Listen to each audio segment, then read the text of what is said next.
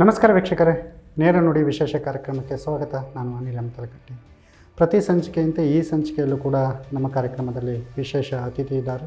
ಬ್ಯಾಟರಾಯನಪುರ ವಿಧಾನಸಭಾ ಕ್ಷೇತ್ರದ ಯುವ ನಾಯಕರು, ಯುವ ಮುಖಂಡರು, ಬ್ಯಾಟರಾಯನಪುರ ವಿಧಾನಸಭಾ ಕ್ಷೇತ್ರದ ಗ್ರಾಮಾಂತರ ಮಂಡಲದ ಅಧ್ಯಕ್ಷರಾದಂತಹ ಹನುಮಂತೇಗೌಡರು ನಮ್ಮ ಜೊತೆ ಇದ್ದಾರೆ. ಅವರನ್ನು ಕಾರ್ಯಕ್ರಮಕ್ಕೆ ಸ್ವಾಗತಿಸೋಣ. ಸರ್, ಕಾರ್ಯಕ್ರಮಕ್ಕೆ ಸ್ವಾಗತ. ನಮಸ್ತೆ.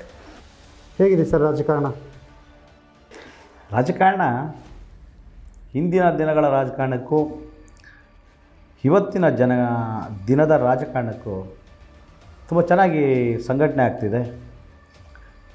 ನಾನು 2024ರಲ್ಲಿ ಮಂಡಳದ ಅಧ್ಯಕ್ಷನಾಗಿ ಭಾರತೀಯ ಜನತಾ ಪಕ್ಷ ನನಗೆ ಜವಾಬ್ದಾರಿಯನ್ನು ನೀಡಿದೆ. ಅದಾದ ನಂತರ ಬಂದಂಥ ಹೊಸ ಚುನಾವಣೆ, ಲೋಕಸಭಾ ಚುನಾವಣೆ, ನನ್ನ ನಾಯಕತ್ವದಲ್ಲಿ ನನಗೆ ನೀಡಿದಂಥ ಜವಾಬ್ದಾರಿಯಲ್ಲಿ ಮೊದಲನೇ ಚುನಾವಣೆಯಲ್ಲಿ ಸುಮಾರು 2008ರಲ್ಲಿ ಹೊಸ ವಿಧಾನಸಭಾ ಕ್ಷೇತ್ರವಾಗಿ ಬ್ಯಾಟರಾಯನಪುರ ನಿರ್ಮಾಣವಾಗ್ತದೆ. ಅಲ್ಲಿಂದ ಬಂದಂಥ ಎಲ್ಲ ಚುನಾವಣೆಗಳಿರ್ಬೋದು, ಲೋಕಸಭೆ ಮತ್ತು ವಿಧಾನಸಭಾ ಚುನಾವಣೆಗಳು ಸಹ ಯಶಸ್ವಿ ಕಂಡಿರಲಿಲ್ಲ ಗ್ರಾಮಾಂತರ ಮಂಡಲದಲ್ಲಿ. 2024ನೇ ಚುನಾವಣೆ, ಮೊದಲನೇ ಚುನಾವಣೆಯಲ್ಲಿ 1500ಕ್ಕೂ ಹೆಚ್ಚು ಮತಗಳಿಂದ ನಮ್ಮ ಮಂಡಲದಲ್ಲಿ ಭಾರತೀಯ ಜನತಾ ಪಕ್ಷಕ್ಕೆ ನಮ್ಮ ಮಂಡಲದಲ್ಲಿ ಅಧಿಕ ಮತಗಳನ್ನು ನೀಡಿ ಬಹುಮತವನ್ನು ರಾಜಕಾರಣ ನನ್ನ ಅಧಿಕಾರದಲ್ಲಿ, ನನ್ನ ಅಧ್ಯಕ್ಷತೆಯಲ್ಲಿ ಜನಗಳು ನೀಡಿದಂತಹ ಬಹುಮತ ಸಂತೋಷ ಕಂಡಿದೆ ನನಗೆ.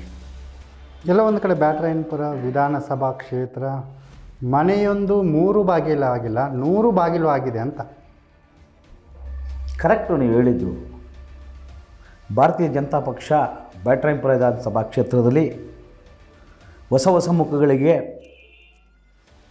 ನಾಯಕತ್ವವನ್ನು ನೀಡಿ ಪಕ್ಷವನ್ನು ಸಂಘಟನೆ ಮಾಡಲಿಕ್ಕೆ ಸುಮಾರು 61 ಜನ ಗ್ರಾಮಾಂತರ ಮಂಡಲದಲ್ಲಿ, 61 ಜನ ನಗರ ಮಂಡಲದಲ್ಲಿ ಹೊಸ ಮುಖಗಳಿಗೆ ನಾಯಕತ್ವವನ್ನು ನೀಡಿದ್ದಾರೆ. ಹಾಗಾಗಿ ಬ್ಯಾಟರಾಯನಪುರದಲ್ಲಿ ಹೊಸ ಪುನಶ್ಚೇತನ, ಹೊಸ ಒಂದು ಸಂಘಟನೆ ಪ್ರಾರಂಭವಾಗಿದೆ.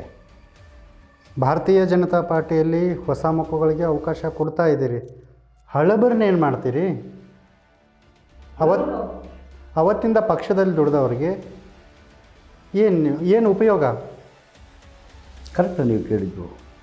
ಅವರ ನಾಯಕತ್ವದಲ್ಲಿ ಭಾರತೀಯ ಜನತಾ ಪಕ್ಷವನ್ನು ಕಟ್ಟಿಕೊಂಡು ಅವರ ಮಾರ್ಗದರ್ಶನವನ್ನು ಪಡ್ಕೊಂಡು ಹೊಸ ಮುಖಗಳಿಗೇನು ಅವಕಾಶವನ್ನು ಕೊಟ್ಟಿದ್ದಾರಲ್ಲ, ಪಕ್ಷವನ್ನು ಸಂಘಟನೆ ಮಾಡಲಿಕ್ಕೆ ಅವರ ಮಾರ್ಗದರ್ಶನದಲ್ಲಿ ಮುಂದೆ ನುಗ್ಗುತ್ತಿದ್ದೀವಿ ನಾವು. ತಮ್ಮೇಶ್ ಗೌಡ್ರವರು ತಮಗೆ ಆಪ್ತರು, ಈ ಹಿಂದೆ ಸ್ಪರ್ಧೆ ಮಾಡಿದ್ರು. ಸೋಲಿಗೆ ಕಾರಣ ಏನು? ತಮ್ಮೇಶ್ ಗೌಡ್ರಿಗೆ ಹೊಸ ಮುಖ ಅನ್ನೋದು ಒಂದು ಕಾರಣ.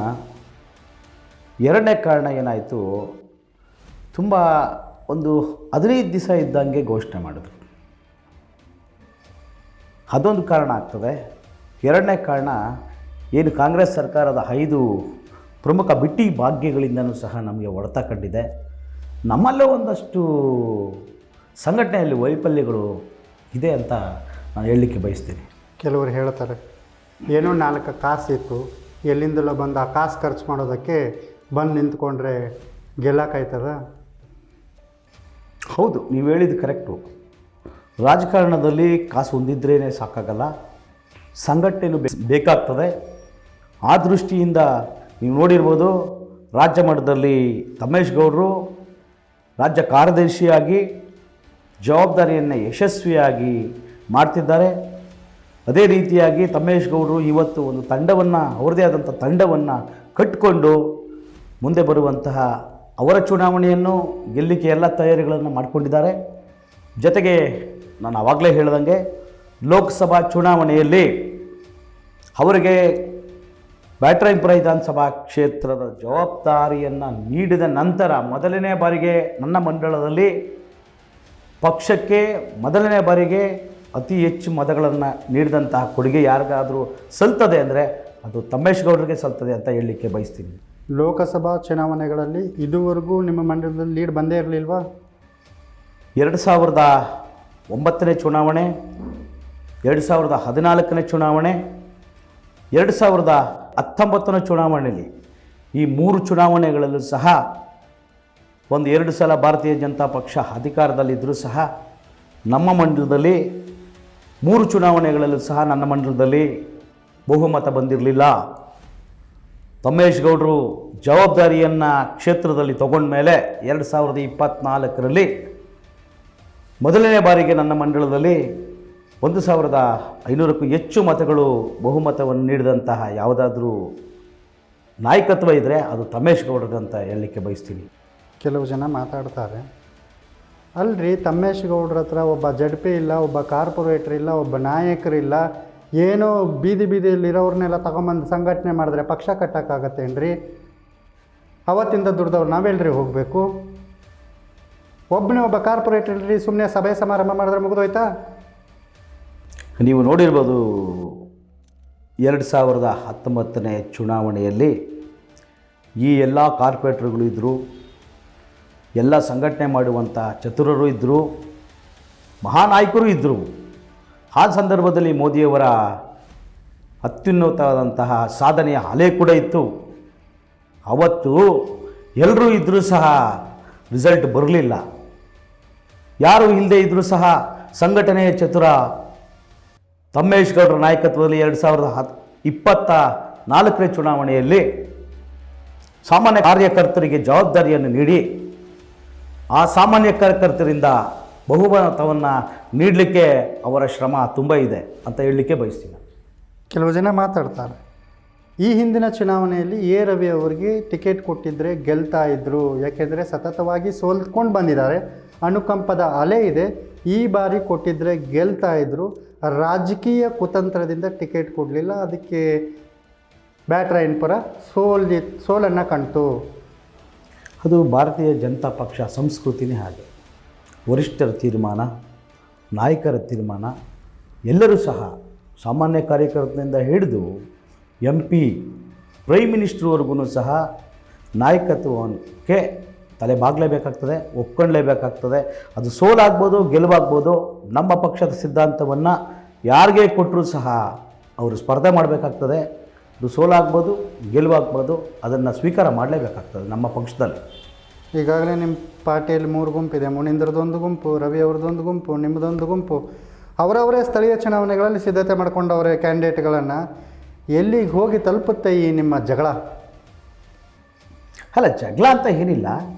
ಎಲ್ಲರೂ ಸಹ ಈ ಹಿಂದೆ ಭಾರತೀಯ ಜನತಾ ಪಕ್ಷದೊಟ್ಟಿಗೆ ಇದ್ದವರೇನೆ, ಇವತ್ತು ಸಹ ಭಾರತೀಯ ಜನತಾ ಪಕ್ಷದೊಟ್ಟಿಗೆ ಇದ್ದಾರೆ.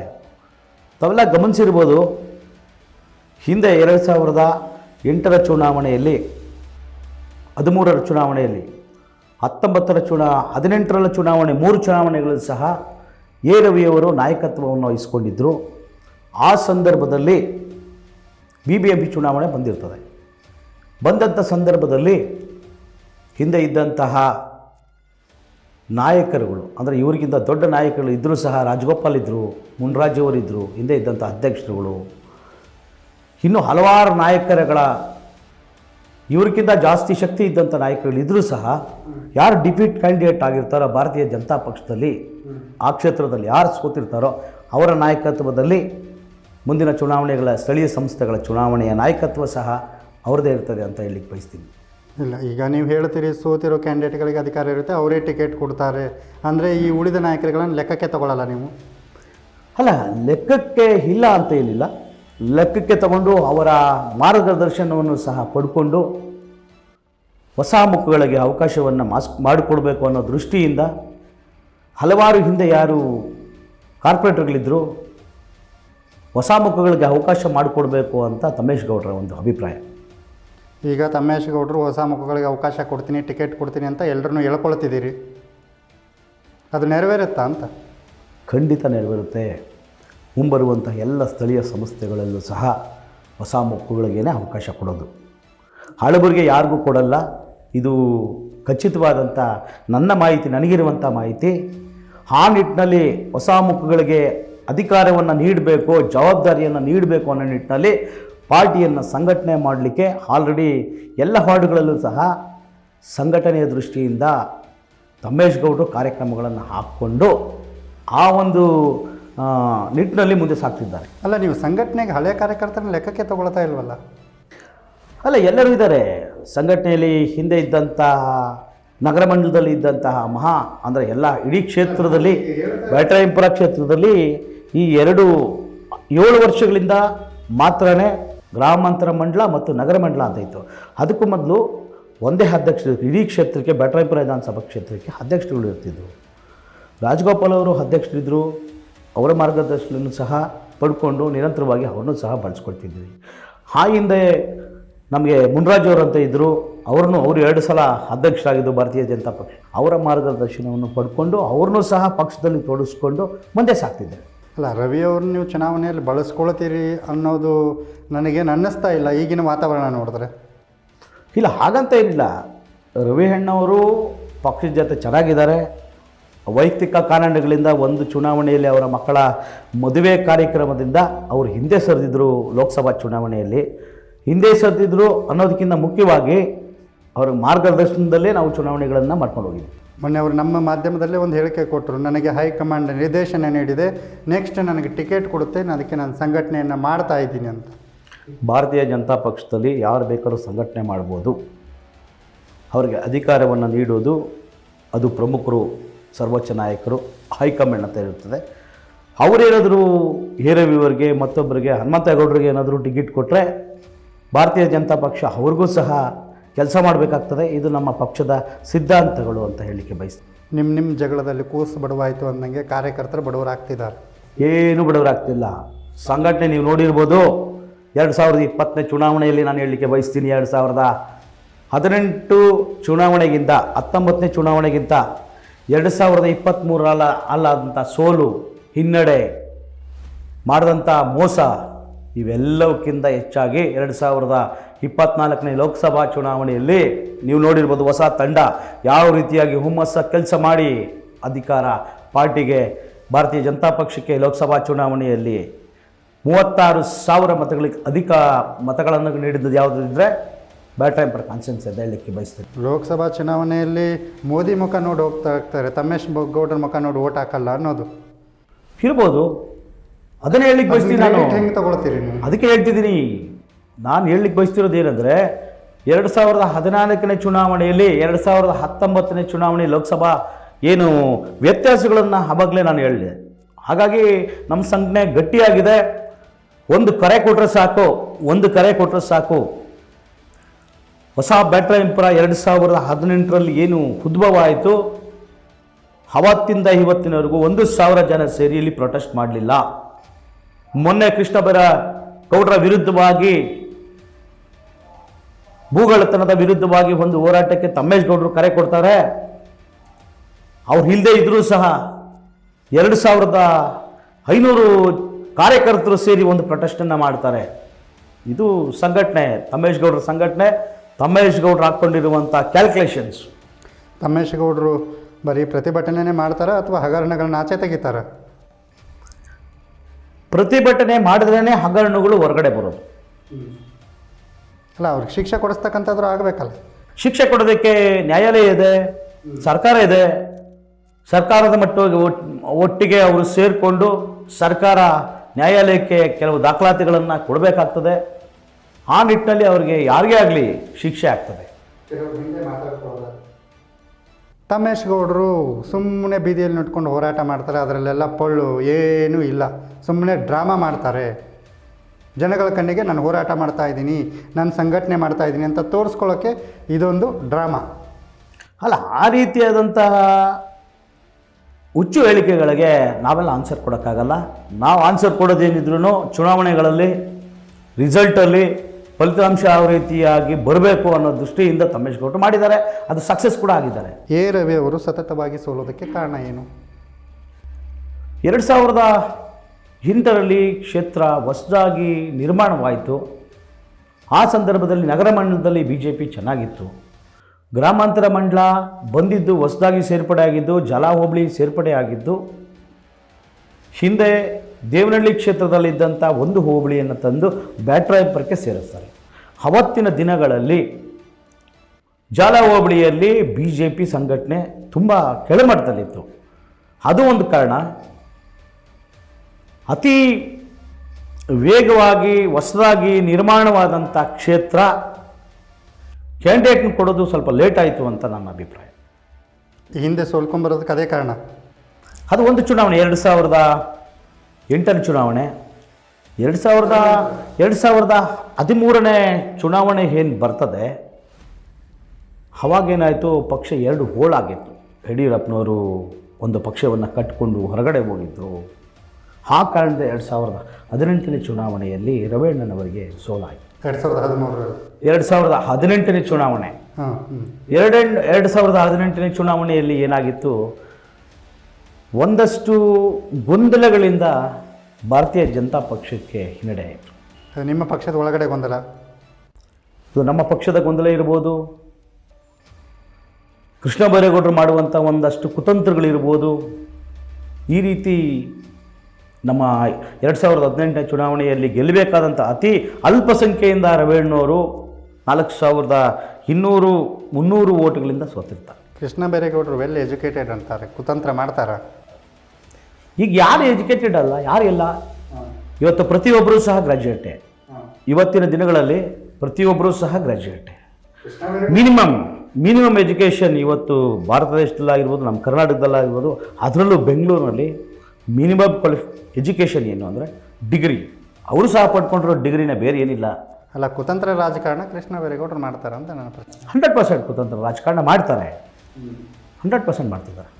ಸೊ ಈಗ ಸ್ಥಳೀಯ ಚುನಾವಣೆಗಳು ಬರ್ತಾ ಇದೆ, ಯಾವ ರೀತಿ ಸಿದ್ಧತೆಗಳು ನಿಮ್ಮ ಕ್ಷೇತ್ರದಲ್ಲಿ ನಡೀತಾ ಇದೆ? ನಮ್ಮಲ್ಲಿ 14 ವಾರ್ಡು, ನಗರ ಮಂಡಲದಲ್ಲಿ 14 ವಾರ್ಡ್ಗಳನ್ನು GBA ಕೊಟ್ಟಿದೆ. ಗ್ರಾಮಾಂತರ ಮಂಡಲದಲ್ಲಿ 2 ಜಿಲ್ಲಾ ಪಂಚಾಯಿತಿ, 1 ಪುರಸಭೆ ಆಗುವಂಥ ಚಾನ್ಸಸ್ ಇದೆ. 2 ಜಿಲ್ಲಾ ಪಂಚಾಯಿತಿಗಳನ್ನು ಗೆಲ್ಲಲಿಕ್ಕೆ ಎಲ್ಲ ನಾವು ತಯಾರಿಗಳನ್ನು ಮಾಡಿಕೊಂಡು ಅಭ್ಯರ್ಥಿಗಳನ್ನು ಆಯ್ಕೆ ಸಹ ಮಾಡಿಕೊಂಡಿದ್ದೀವಿ. ಯಾವುದೇ ಕ್ಯಾಟಗಿರಿ ಕೊಡಲಿ, ಯಾವುದೇ ಕ್ಷೇತ್ರ ಮಾಡಲಿ, ಅವರು ಕ್ಷೇತ್ರ ನಿರ್ಮಾಣವನ್ನು ಮಾಡಿದ್ರು ಸಹ ಜಿಲ್ಲಾ ಪಂಚಾಯಿತಿಗೆ, ತಾಲೂಕ್ ಪಂಚಾಯಿತಿಗೆ, ಪುರಸಭೆಗೆ ಯಾಕೆ ಮಾಡಿದ್ರು ಸಹ ಚುನಾವಣೆ ಇವತ್ತಾದರೂ ಸಹ ನಾವು ಪಕ್ಷವನ್ನು ಗೆಲ್ಲಿಸಲಿಕ್ಕೆ ಎಲ್ಲ ಸಿದ್ಧತೆಗಳನ್ನು ಮಾಡಿಕೊಂಡಿದ್ದೀವಿ. ಸೊ ಅಭ್ಯರ್ಥಿಗಳ ಆಯ್ಕೆ ರವಿ ಮುನೀಂದ್ರ ಅವ್ರನ್ನ ಕರೆದು ಬಿಟ್ಟು ಆಯ್ಕೆ ಮಾಡ್ತಾರೆ ಅಥವಾ ನೀವೇ ಸ್ವತಂತ್ರವಾಗಿ ಈಗಾಗಲೇ ಘೋಷಣೆ ಮಾಡ್ಕೊಂಡ್ಬಿಟ್ಟಿದ್ದೀರೋ? ಇಲ್ಲ, ಆ ರೀತಿಯಾದಂಥ ಸ್ವತಂತ್ರವಾದಂಥ ಆಯ್ಕೆಗಳು ಏನಿರಲ್ಲ. ನಮ್ಮ ಕಾರ್ಯಕರ್ತರ ಸಂಘಟನೆ ಯಾವ ರೀತಿ ನೋಡಿಕೊಂಡು ಆ ಸಂಘಟನೆಯಲ್ಲಿ ತೊಡಗಿಸ್ಕೊಂಡಿರೋದು ಮಾತ್ರ ಪಕ್ಷ ಟಿಕೆಟ್ ಕೊಡಬೇಕು ಅಂತ ತೀರ್ಮಾನ ಮಾಡ್ಕೊಂಡು. ಯಾವುದೇ ಸಾಕಷ್ಟು ಸಭೆ ಸಮಾರಂಭಗಳು, ಈ ಬ್ಯಾಟರಾಯನಪುರ ಉತ್ಸವ, ಎಂಥ ಗಣೇಶನ ಉತ್ಸವ, ಏನೇ ಹೊಸ ಕಾರ್ಯಕ್ರಮಗಳನ್ನು ತಮ್ಮೇಶಗೌಡರು ಮಾಡ್ತಾ ಇದ್ದಾರೆ, ಸ್ವತಂತ್ರವಾಗಿ ಮಾಡ್ತಾ ಇದ್ದಾರೆ. ಯಾಕೆ ರವಿಯವರಿಗೆ, ಮುನೀಂದ್ರ ಅವರಿಗೆ ಆಹ್ವಾನ ನೀಡೋದಿಲ್ಲ? ನಾನು 2024ರಲ್ಲಿ ಪಕ್ಷ ನನಗೆ ಅಧ್ಯಕ್ಷನಾಗಿ, ಸೇವಕನಾಗಿ ಜವಾಬ್ದಾರಿ ಕೊಟ್ಟ ಮೇಲೆ ಒಬ್ಬ ಅಧ್ಯಕ್ಷನಿಗೆ ಇರುವಂತಹ ಅಧಿಕಾರ, ಜವಾಬ್ದಾರಿಯನ್ನು ನಿರ್ವಹಿಸಲಿಕ್ಕೆ ರವಿಯಣ್ಣಿಗೂ ನಾನು ಕರೆಯನ್ನು ಕೊಟ್ಟಿದ್ದೇನೆ, ವಿನಂತಿಯನ್ನು ಮಾಡಿದ್ದೇನೆ. ಹಿಂದೆ ಇದ್ದಂತಹ ಮುನೀಂದ್ರ ಕುಮಾರ್ ಅವರಿಗೂ ಸಹ ನಗರ ಮಂಡಲದಲ್ಲಿ ಅವರು ಅಧ್ಯಕ್ಷರಾಗಿದ್ದರು, ಅವ್ರನ್ನೂ ಸಹ ಪಕ್ಷದಲ್ಲಿ ಜೋಡಿಸ್ಕೊಳ್ಳಲಿಕ್ಕೆ ಎಲ್ಲ ಪ್ರಯತ್ನಗಳನ್ನು ಮಾಡಿದ್ದೇನೆ. ಪ್ರಯೋಜನ ಆಗಿಲ್ಲ. ಅವರು ಸ್ಪಂದಿಸಲಿಲ್ಲ. ಸ್ಪಂದಿಸದೇ ಇರೋದ್ರಿಂದ ದೂರ ಇಟ್ಟಿದ್ದೀರಿ? ದೂರ ಏನಿಡಲಿಲ್ಲ, ಸ್ಪಂದಿಸಲಿಲ್ಲ ಅಷ್ಟೇ. ನಾವೇನು ದೂರ ಇಟ್ಟಿಲ್ಲ. ಪಕ್ಷಕ್ಕೆ ಯಾರು ಬೇಕಾದ್ರೂ ಬಂದು ಕೆಲಸ ಮಾಡ್ತೀನಿ ಅಂದರೆ ಎಲ್ಲರನ್ನೂ ಸ್ವಾಗತಿಸುವಂಥ ಯಾವುದಾದ್ರೂ ಪಕ್ಷ ಇದ್ದರೆ ಅದು ಭಾರತೀಯ ಜನತಾ ಪಕ್ಷ. NDA ಆಗಿದೆ. ಸೊ ಬ್ಯಾಟರಾಯನಪುರದಲ್ಲಿ NDA ಹೊಂದಾಣಿಕೆ ಹೇಗಿದೆ? ಚೆನ್ನಾಗಿದೆ. NDA ಹೊಂದಾಣಿಕೆ ಲೋಕಸಭಾ ಚುನಾವಣೆಯಿಂದ 2024ನೇ ಲೋಕಸಭಾ ಚುನಾವಣೆಯಿಂದ ಪ್ರಾರಂಭವಾದಂತಹ ನಮ್ಮ ಮತ್ತು JDSನ ಬಾಂಧವ್ಯ ತುಂಬ ಚೆನ್ನಾಗಿದೆ. JDS ಅಧ್ಯಕ್ಷರು ಸಹ ನಮ್ಮ ಅಧ್ಯಕ್ಷರುಗಳ ಜೊತೆ ಹೊಂದಾಣಿಕೆ ಮಾಡಿಕೊಂಡು ಎಲ್ಲ ಕಾರ್ಯಕ್ರಮಗಳಲ್ಲೂ ಸಹ ಆಹ್ವಾನ ಮಾಡ್ತೀರಿ. ಅವರೊಟ್ಟಿಗೆ ಬಾಂಧವ್ಯ ನಮಗೆ ತುಂಬ ಚೆನ್ನಾಗಿದೆ. ರಾಜ್ಯ ಸರ್ಕಾರದಲ್ಲಿ ಇರ್ಬೋದು, ಅಂದರೆ ರಾಜ್ಯ ಮಟ್ಟದಲ್ಲಿ ನಾಯಕರುಗಳು ಇರ್ಬೋದು, JDS ಮತ್ತು ನಮ್ಮ BJP ಪಕ್ಷದಲ್ಲಿ, ಕೇಂದ್ರದಲ್ಲಿ ಕುಮಾರಸ್ವಾಮಿಯವರು, ದೇವೇಗೌಡರು, ನರೇಂದ್ರ ಮೋದಿಯವರು, ಯಡಿಯೂರಪ್ಪವರು, ವಿಜೇಂದ್ರ ಅವರು ಎಲ್ಲರೂ ಸಹ ಒಗ್ಗಟ್ಟಿನಿಂದ ಕೆಲಸ ಮಾಡ್ಕೊಂಡು ಹೋಗ್ತಿದ್ದಾರೆ. ನೀವು ನೋಡಿರ್ಬೋದು, ಮೂಢ ಹಗರಣಕ್ಕೆ ಸಂಬಂಧಪಟ್ಟಂತೆ ಬೆಂಗಳೂರಿನಿಂದ ಮೈಸೂರಿನವರೆಗೆ ಪಾದಯಾತ್ರೆ ಹೊರಟಾಗ ಇಬ್ಬರು ಸಹ ನಿಖಿಲ್ ಕುಮಾರಸ್ವಾಮಿಯವರು ಹಾಗೂ ವಿಜೇಂದ್ರ ಅವರು ಇಬ್ಬರು ಒಟ್ಟಾಗಿ ಹೊರಟಂಥ ಒಂದು ಯಾತ್ರೆಗೆ ಜಯ ಸಿಕ್ಕಿದೆ. ಈಗ 14 ಸ್ಥಾನಗಳಿದೆ. JDSಗೆ ಎಷ್ಟು ಬಿಟ್ಟು ಕೊಡ್ತೀರಿ? ನೀವು ಎಷ್ಟು ಇಟ್ಕೊಳ್ತೀರಿ? ಯಾವ ಒಂದು ವಾರ್ಡ್ನಲ್ಲಿ ಜೆ ಡಿ ಎಸ್ಗೆ ಗೆಲ್ಲುವಂಥ ಶಕ್ತಿ ಇದೆ ಆ ವಾರ್ಡನ್ನು ಜೆ ಡಿ ಎಸ್ಗೆ ಬಿಟ್ಕೊಡ್ಬೇಕು ಅಂತ ತೀರ್ಮಾನಗಳು ನಡೀತಾ ಇದೆ. ಎಷ್ಟು ಸ್ಥಾನಗಳನ್ನು ಗೆಲ್ಲಬಹುದು ಜಿಬಿಯಲ್ಲಿ NDA ಒಟ್ಟಾರೆ ಮೈತ್ರಿಕೂಟ? ಇವತ್ತು ತಮ್ಮೇಶ್ ಗೌಡರು ಒಂದು ಮಾತನ್ನು ಹೇಳಿದರು. ಅವರು ವಿಧಾನಸಭಾ ಚುನಾವಣೆಗೆ ಸ್ಪರ್ಧೆ ಮಾಡಿದಂಥ ಸಂದರ್ಭದಲ್ಲಿ ಒಂದು ಮಾತನ್ನು ಹೇಳಿದರು ತಮ್ಮೇಶ್ ಗೌಡರು. ಹಿಂದೆ ನನ್ನ ಚುನಾವಣೆಗೆ ನೀವೆಲ್ಲರೂ ಕೆಲಸ ಮಾಡಿ, ನಿಮ್ಮ ಚುನಾವಣೆಗೆ ನಾನು ಕೆಲಸ ಮಾಡ್ತೀನಿ ಅಂತ ಹೇಳಿದರು. ಆ ನಿಟ್ಟಿನಲ್ಲಿ ವಿಜಯ ಸಂಕಲ್ಪ ಯಾತ್ರೆ ಎಂಬ ಕಾರ್ಯಕ್ರಮಗಳನ್ನು ಪ್ರತಿ ವಾರ್ಡ್ನಲ್ಲೂ ಇಟ್ಕೊಂಡು ಪ್ರತಿ ವಾರ್ಡ್ನ ಸಭೆಗಳನ್ನು ಮಾಡ್ತಾ ಹೋಗ್ತಿದ್ದಾರೆ. ಎಲ್ಲ ವಾರ್ಡ್ಗಳನ್ನು ಸಹ ಗೆಲ್ಲಬೇಕು ಅಂತ ನಿಟ್ಟಿನಲ್ಲಿ ಕಾರ್ಯಕ್ರಮಗಳನ್ನು ರೂಪಿಸಿರೋದ್ರಿಂದ ಇವತ್ತು ಚುನಾವಣೆ ಆದರೂ ಸಹ 14 NDA ಗೆಲ್ತದೆ ಅಂತ ಹೇಳಲಿಕ್ಕೆ ಬಯಸ್ತೀನಿ. ತಮ್ಮೇಶ್ ಗೌಡರಿಗೆ ಡೈರೆಕ್ಟ್ MLAಗೆ ಬಂದವು. ಒಂದು ಜಿಲ್ಲಾ ಪಂಚಾಯತಿ ನಿಂತಿಲ್ಲ, ಒಂದು ಗ್ರಾಮ ಪಂಚಾಯತಿ ನಿಂತಿಲ್ಲ, ಎಲೆಕ್ಷನ್ ಗಂಧವೇ ಗೊತ್ತಿಲ್ಲ. ಡೈರೆಕ್ಟಾಗಿ ಬಂದು MLAಗೆ ನಿಂತ್ಕೊಂಡ್ರೆ ಅದು ಗೆಲ್ಲಕ್ಕೆ ಸಾಧ್ಯನಾ? ಒಂದು ಅನುಭವ ಅನ್ನೋದು ಬೇಕಲ್ಲ.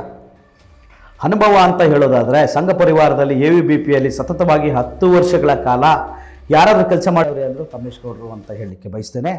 ಮತ್ತೊಂದು, ಅವರು ಯುವ ಮೋರ್ಚಾದಲ್ಲಿ ಪ್ರಧಾನ ಕಾರ್ಯದರ್ಶಿಗಳಾಗಿ ವಿಜೇಂದ್ರ ಅವರ ಜೊತೆ ಅವಾಗ ಅಧ್ಯಕ್ಷರಾಗಿದ್ದರು. ವಿಜೇಂದ್ರ ಅವರು ರಾಜ್ಯದ ಯುವ ಮೋರ್ಚಾ ಅಧ್ಯಕ್ಷರಾಗಿದ್ದಾಗ ಅವರು ಸಹ ಕೆಲಸ ಮಾಡಿದ್ದಾರೆ. ನೇರವಾಗಿ ಏನೂ ಬಂದಿಲ್ಲ. ಅದಾದ ನಂತರ ಸರ್ಕಾರ ಬರ್ತದೆ, ಯಡಿಯೂರಪ್ಪನವರ ಸರ್ಕಾರದಲ್ಲಿ ಅವರು ಸಹ ಕರ್ನಾಟಕ ವಿದ್ಯುತ್ ಕಾರ್ಖಾನೆ ನಿಗಮದ ಅಧ್ಯಕ್ಷರನ್ನು ಹಾಗೆ ಮಾಡಿದ್ದ ಮೇಲೆ ಅವರು ಆ ಪಕ್ಷದಲ್ಲೂ ಸಹ ಕೆಲಸ ಮಾಡಿರುವಂಥ ಅನುಭವದ ಆಧಾರದ ಮೇಲೇ ಅವರಿಗೆ 2023ನೇ ಚುನಾವಣೆಗೆ ಸ್ಪರ್ಧೆ ಮಾಡಲು ಅವಕಾಶ ಮಾಡಿಕೊಟ್ರು. ಎಲ್ಲ ಒಂದು ಕಡೆ ಹೋದ ಸತಿ ರವಿ ಅವರಿಗೆ ಟಿಕೆಟ್ ಕೊಟ್ಟರೆ ಗೆಲ್ತಿದ್ರು. ಈ ದೊಡ್ಡ ದೊಡ್ಡ ನಾಯಕರುಗಳ ಕಮಿಟಾಗಿ ತಮ್ಮೇಶ್ ಗೌಡ್ರನ್ನ ಕರ್ಕೊಂಬಂದು ಇಲ್ಲಿ ನಿಲ್ಲಿಸಿದ್ರು, ಬಿಕಾಸ್ ಕೃಷ್ಣ ಬೈರೇಗೌಡರನ್ನ ಗೆಲ್ಲಿಸೋದಕ್ಕೆ. ಆ ಥರ ಏನಿಲ್ಲ. ವರಿಷ್ಠರ ತೀರ್ಮಾನ, ರಾಷ್ಟ್ರೀಯ ವರಿಷ್ಠರು, ರಾಜ್ಯ ನಾಯಕರು ಎಲ್ಲ ತೀರ್ಮಾನ. ದೊಡ್ಡ ದೊಡ್ಡ ನಾಯಕರುಗಳು ಒಳಗಡೆ ಕಮಿಟ್ ಆಗಿಲ್ಲ ಹಂಗಾದ್ರೆ? ಆ ರೀತಿ ಏನಿಲ್ಲ. ತಮ್ಮೇಶ್ ಗೌಡರು ಅವತ್ತಿನ ಸಹ ಕೇಸರಿ ಫೌಂಡೇಶನ್ ಎಂಬ ಒಂದು ಆ ಸಂಸ್ಥೆಯನ್ನು ಇಟ್ಟುಕೊಂಡು, ಸೇವಾ ಸಂಸ್ಥೆಯನ್ನು ಇಟ್ಟುಕೊಂಡು ಆ ಫೌಂಡೇಶನ್ ರನ್ ಮಾಡಿಕೊಂಡು ಅವತ್ತು ಸಹ ಒಂದು ಕಾರ್ಯಕ್ರಮವನ್ನು ತಮ್ಮೇಶ್ ಗೌಡರು ಮಾಡಿದರು. ಶ್ರೀನಿವಾಸ ಕಲ್ಯಾಣೋತ್ಸವ ಅಂತ 2023ರಲ್ಲಿ ಕೊನೆ ಅಕ್ಟೋಬರ್ ತಿಂಗಳಲ್ಲಿ ಮಾಡಿದರು. ಸುಮಾರು 1,20,000 ಭಕ್ತರು ಸೇರಿದ್ರು ಆ ಒಂದು ಶ್ರೀನಿವಾಸ ಕಲ್ಯಾಣ ಕಾರ್ಯಕ್ರಮದಲ್ಲಿ. ಅಂಥ ಕಾರ್ಯಕ್ರಮಗಳನ್ನು ನೀಡಿದ್ದಕ್ಕೋಸ್ಕರನೇ ಪಕ್ಷ ತೀರ್ಮಾನ ಮಾಡಿ ಯಾರು ಸೂಕ್ತರು ಈ ಕಾನ್ಸ್ಟಿಟ್ಯುನ್ಸಿಗೆ ಅನ್ನೋ ನಿರ್ಧಾರಕ್ಕೆ ಬಂದಿರ್ಬೋದು ಅಂತ ನನ್ನ ಅಭಿಪ್ರಾಯ. ತಮ್ಮೇಶ್ ಗೌಡ್ರ ಹತ್ರ ದುಡ್ಡಿಲ್ಲಪ್ಪ, ತಮ್ಮೇಶ್ ಗೌಡ್ರ ಹತ್ರ ದುಡ್ಡಿಲ್ಲ, ಏನೋ ನಿಂತ್ಕೋಬೇಕು, ಸ್ಪರ್ಧೆ ಮಾಡಬೇಕು, ಸೋತ್ಬಿಟ್ಟು ಡೆಫಿನೆಟ್ ಕ್ಯಾಂಡಿಡೇಟ್ ಆಗಿ ಯಾವುದೋ ನಿಗಮ ಮಂಡಳಿನೋ ಅಧ್ಯಕ್ಷನ ತಗೋಬೇಕು ಅನ್ನೋ ಮಾತುಗಳು ಕ್ಷೇತ್ರದಲ್ಲಿ ಓಡಾಡ್ತಾ ಇದೆ. ನಮ್ಮ ಭಾರತೀಯ ಜನತಾ ಪಕ್ಷದಲ್ಲಿ ಸೇವೆಯನ್ನು ಮಾತ್ರ ಕೇಳ್ತಾರೆ, ಸರ್ವಿಸನ್ನು ಮಾತ್ರ ಕೇಳ್ತಾರೆ, ಸಂಘಟನೆಯನ್ನು ಮಾತ್ರ ಕೇಳ್ತಾರೆ. ದುಡ್ಡು ಕಾಂಗ್ರೆಸ್ ಟೋಕನ್ ಕೊಟ್ಟು ಗೆಲ್ಲ ಅಂಥದ್ದು ಕಾಂಗ್ರೆಸ್ ಪಕ್ಷ. ನೀವೆಲ್ಲ ನೋಡಿರ್ಬೋದು, ಎಂತೆಂಥ ಪಕ್ಷಕ್ಕೆ ದೊಡ್ಡವ್ರಿಗೆ MLC ಮಾಡಿದ್ದಾರೆ, ಫ್ರೀ ಟಿಕೆಟ್ ಕೊಟ್ಟು ಅವರೇ ಗೆಲ್ಸ್ಕೊಂಬಂದಿದ ಅಂಥ ಉದಾಹರಣೆಗಳು ಭಾರತೀಯ ಜನತಾ ಪಕ್ಷದಲ್ಲಿ ಮಾತ್ರ ಕಾಣ್ಬೋದು ನಾವು. ಬರ್ತಕ್ಕಂಥ ಜಿಲ್ಲಾ ಪಂಚಾಯತಿ ಚುನಾವಣೆಯಲ್ಲಿ ತಾವೇನಾದರೂ ಸ್ಪರ್ಧೆ ಮಾಡ್ತೀರಾ? ಹಿಂದೆ ಒಂದು ಸಲ ನಿಮ್ಮ ವಾಹಿನಿಗೆ ನಾನು ಬಂದಿದ್ದೆ, ಅಲ್ಲೇ ಸಹ ಹೇಳಿಕೆಗಳನ್ನು ಕೊಟ್ಟಿದ್ದೆ. ಅವತ್ತೇನಾದರೂ ಚುನಾವಣೆ, ಜಿಲ್ಲಾ ಪಂಚಾಯತ್ ಚುನಾವಣೆ ಆಗಿದ್ದರೆ ಸ್ಪರ್ಧೆ ಮಾಡಲಿಕ್ಕೆ ಎಲ್ಲ ತಯಾರಿಗಳನ್ನು ಮಾಡಿಕೊಂಡಿದ್ದೆ. ಕ್ಷೇತ್ರ ಮರುವಿಂಗಡಣೆ ನನ್ನ ರಾಜಕೀಯ ಗುರುಗಳಾದಂತಹ ವಿಶ್ವನಾಥ್ರವರು ನನಗೆ ಕ್ಷೇತ್ರ ಮರುವಿಂಗಡಣೆ ಮಾಡಿಸ್ಕೊಟ್ರು ಮತ್ತು ರಿಸರ್ವೇಷನ್ನು ಸಹ ಬರಲಿಕ್ಕೆ ಸಹಕಾರವನ್ನು ಕೊಟ್ಟರು. ಅದೇ ರೀತಿಯಾಗಿ ಅವತ್ತು ರಾಜ್ಯದ ಮುಖ್ಯಮಂತ್ರಿಗಳಾಗಿದ್ದಂಥ ವಿಜಯಣ್ಣ ಅವರ ತಂದೆಯವರು ವಿಜಯಣ್ಣವರು ಸಹ ಸಹಕಾರ ಕೊಟ್ಟಿದ್ದಾರೆ. ಇವತ್ತಿನ ರಾಜ್ಯದ BJP ಅಧ್ಯಕ್ಷರು ಅವರೊಟ್ಟಿಗೆ ಒಡನಾಡಿಯಲ್ಲಿ ಇಟ್ಕೊಂಡಿದ್ದಂಥ ತಮ್ಮೇಶ್ ಗೌಡರು ನನಗೆ ಸಹಕಾರವನ್ನು ಕೊಟ್ಟು ನನಗೆ ನಿಲ್ಲಕ್ಕೆ ಅವಕಾಶ ಸಹ ಮಾಡಿಕೊಟ್ಟಿದ್ರು. ಆದರೆ ಕಾರಣಾಂತರಗಳಿಂದ ಚುನಾವಣೆ ಆಗಲಿಲ್ಲ. ಅವತ್ತು ನಾನು ಸ್ಪರ್ಧೆ ಮಾಡಲಿಲ್ಲ. ನನಗೆ ಸ್ಪರ್ಧೆ ಮಾಡಿದಷ್ಟೇ ಗೆದ್ದಷ್ಟೇ ಖುಷಿ ಇದೆ. ಹಾಗಾಗಿ ಎಲ್ಲೋ ಒಂದು ಕಡೆ ನನಗೆ ಜಿಲ್ಲಾ ಪಂಚಾಯಿತಿ ನನಗೆ ನಾಯಕತ್ವಕ್ಕೆ ಜೀವ ಕೊಟ್ಟಂಥದ್ದು ಅಂತ ಹೇಳಲಿಕ್ಕೆ ಬಯಸ್ತೀನಿ. ಇವತ್ತೇನಾದರೂ ಚುನಾವಣೆ ಆದರೆ ಜಿಲ್ಲಾ ಪಂಚಾಯಿತಿ ನಿಲ್ಲಕ್ಕೆ ನಾನು ಬಯಸಲ್ಲ. ಕ್ಷೇತ್ರ ದೊಡ್ಡದಾಯಿತು ಅಂತ ಭಯನ? ಕ್ಷೇತ್ರ ದೊಡ್ಡದಾಗಿದೆ, ಜಿಲ್ಲಾ ಪಂಚಾಯತಿ ಬೇಡ, ಈಗ ಬಂದಿರುವಂತಹ ನಮ್ಮ ಕಾರ್ಯಕರ್ತರಿಗೆ ಅವಕಾಶ ಮಾಡಿಕೊಡ್ಬೇಕು, ನಾನು ಪಕ್ಷದ ಜವಾಬ್ದಾರಿಯನ್ನು ವಹಿಸ್ಕೊಂಡಿದ್ದೇನೆ, ಪಕ್ಷದಲ್ಲಿ ನನಗೆ ಅಧ್ಯಕ್ಷ ಅಂತ ಒಂದು ಸ್ಥಾನವನ್ನು ಕೊಟ್ಟಿದ್ದಾರೆ, ಹಾಗಾಗಿ ಕಾರ್ಯಕರ್ತರನ್ನ ಗೆಲ್ಲಿಸ್ಕೋಬೇಕು ಅನ್ನೋ ಕಾರಣದಿಂದ ನಾನು ಸ್ಪರ್ಧೆ ಮಾಡಲ್ಲ. ಕ್ಷೇತ್ರ ದೊಡ್ಡದಾಗಿದೆ, ನಮ್ಮ ಕ್ಷೇತ್ರದಲ್ಲ 5,80,000 ಮತದಾರರಿದ್ದಾರೆ.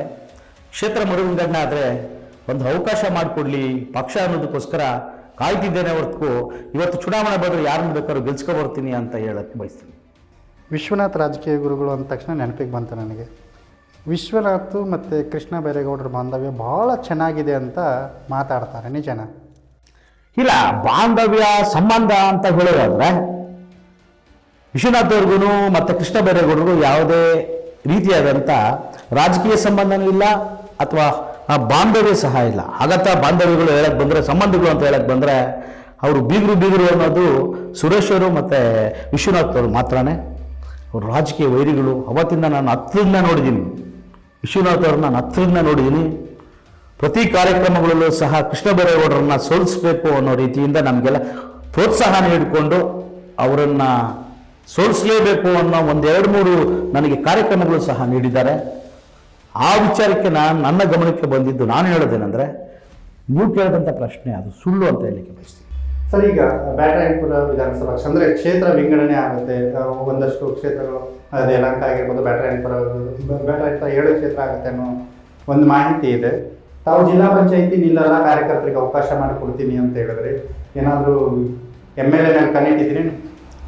ಹಿಂದೆ 2023ನೇ ಚುನಾವಣೆ ಸಂದರ್ಭದಲ್ಲಿ ನನ್ನ ಗುರುಗಳಾದಂಥ ವಿಶ್ವನಾಥ್ ಅವರು ಕೇಳಿದರು, ದೊಡ್ಡಬಳ್ಳಾಪುರಕ್ಕೆ ಟಿಕೆಟನ್ನು ಕೊಡಿಸ್ತೀನಿ, ಅಲ್ಲಿ ಸ್ಪರ್ಧೆ ಮಾಡು, ಗೆಲ್ಸ್ಕೊಂಬರೋ ಅಂತ ಎಲ್ಲ ಕೆಲಸ ನಾನು ಮಾಡ್ತೀನಿ ಅಂತ.